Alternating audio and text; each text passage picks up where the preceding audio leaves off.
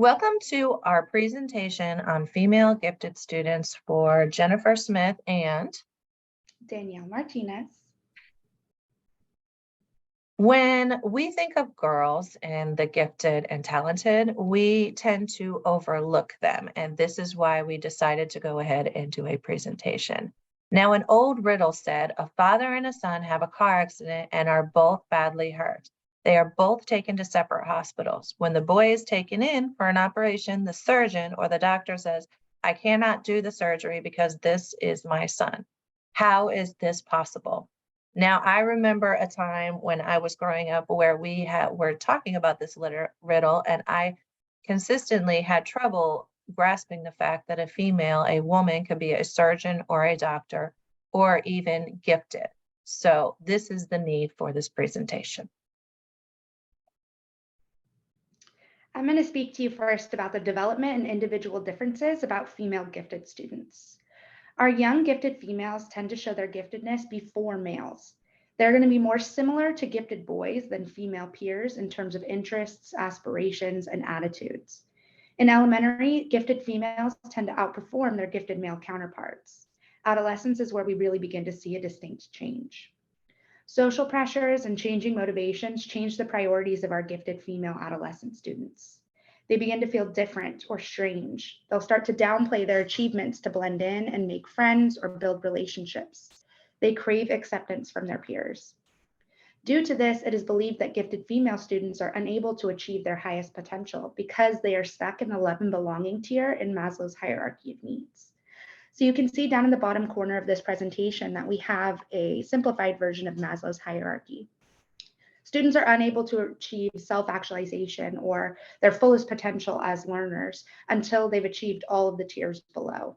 They need to have their physiological needs met, they need to have their safety needs met, their love and belonging and their self-esteem met.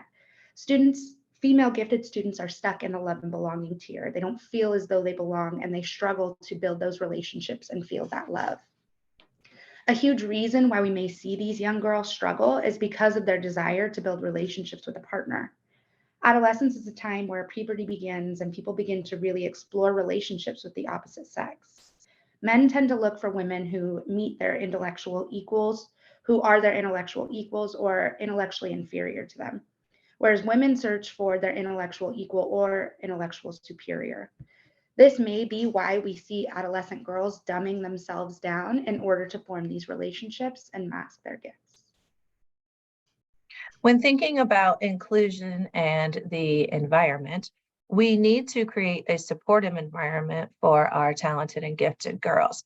We need to have them understand that they can learn even when the system isn't made for them. Behavior norms are the same for boys and girls, but they're like very different, because if a boy is in the classroom and he is trying to answer a question over and over again, we would say he's eager. Whereas if it was a girl, we could say, oh, she's being very aggressive. She's being very pushy or unfeminine or impolite, because we do have these prerequisite ideas of how a girl and a boy should act. We think about the mental games that, we can go ahead and play and that are natural based on our ideas about what girls and boys are about. When they are open for success versus fear, meaning that they are not afraid. Boys are generally not afraid to go ahead, and then they're more open for success, whereas the girls tend to be a little bit more fearful. And then the explaining the success versus the imposter theory, which states that girls tend to try to go ahead and explain away their success. Like if they got a great grade on a test, they can say, ooh, well, I studied extra hard and that's why I got it. It couldn't be just because of their natural ability. And as teachers, we really need to create that environment that listens to not just boy students, but all students and what they need, and reinforce that if you are a gifted female, you could be the artist, you could be the athlete, you could be the scientist or the mathematician. There are no roles that are pigeonholed or put together just for one gender.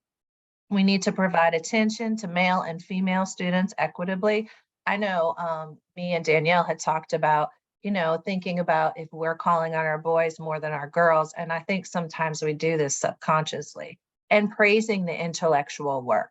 High grades versus high effort versus boys consider it high ability. This was a big one that stuck with me, in that boys, when they get a high grade, they tend to say, oh, it's because I'm smart. But when a girl tends to get a good grade, she says, oh, well, I studied really hard. It kind of goes back to that imposter theory, where, in the previous slide, Danielle had said the girls dumb themselves down. They don't want to be considered that high ability, because then their social status would be affected. And as well, just this report has really given both of us the gender equity training as teachers that we need.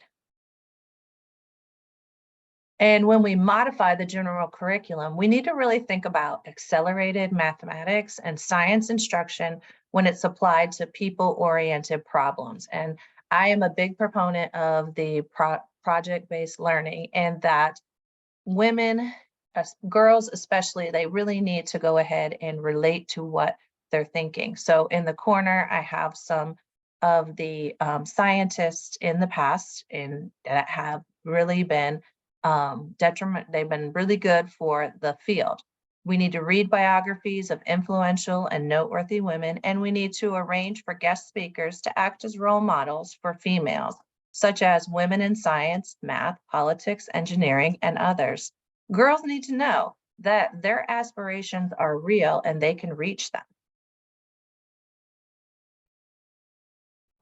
When we talk about an appropriate learning environment for our gifted female students, there are quite a few things that we can do. And a lot of this research was pulled from a 1999 book called The Handbook on Counseling for Gifted and Talented. The first thing we can do is we can have a discussion about how to achieve career aspirations, not just what they are. We can modify by looking into career education programs for girls, where students can learn from adults in fields of their interest and how to achieve the goals that they've set. We can provide equitable and accelerated math and science instruction. We know that girls are scoring lower in math and science in adolescence, and we need to keep the love and passion alive for these subjects by accelerating instruction in elementary school. And we want to ensure equitable instruction of these subjects. We've already talked about how we have these subconscious biases towards boys and girls. We need to make sure that we are being equitable in the classroom. We need to give our girls more constructive and challenging feedback, more than just a nice job or good work. We need to focus on building their self-esteem and their relationships. Their talents are not weird or something to be ashamed of. We need to work with them on their social skills.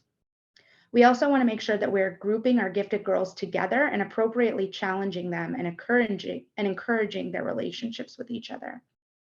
Instead of encouraging our gifted girls to behave, we want to encourage them to take risks and challenge themselves. And a quote that I found while reading this research in this handbook that really stuck with me was, biographical information about eminent women shows clearly that as girls, these women were not necessarily quiet and well-behaved. Often they were quite the opposite, be the advocate and friend for non-conforming or rebellious gifted girls. Okay, building positive social interactions, allowing female students to discuss their fears and concerns openly.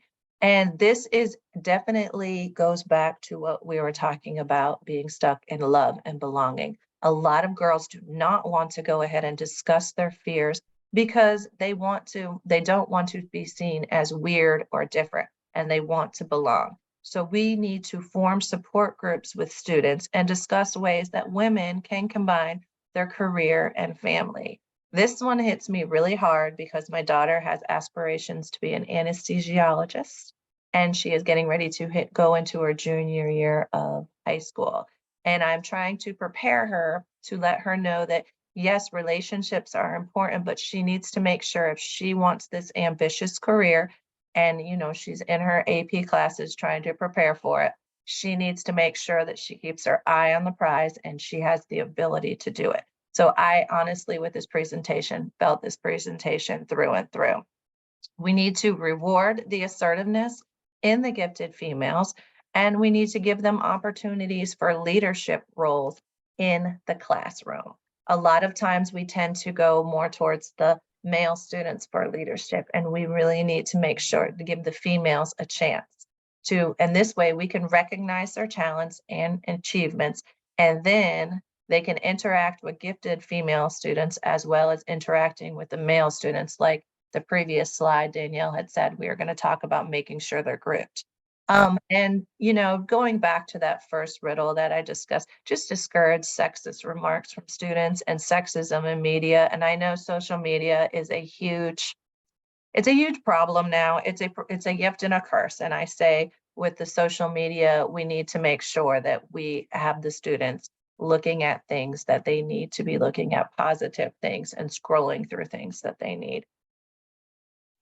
Girl power, these are our references. I know Danielle and I can both say that girl power is definitely a thing, and it should be, and our gifted girls can do amazing things. Thank you.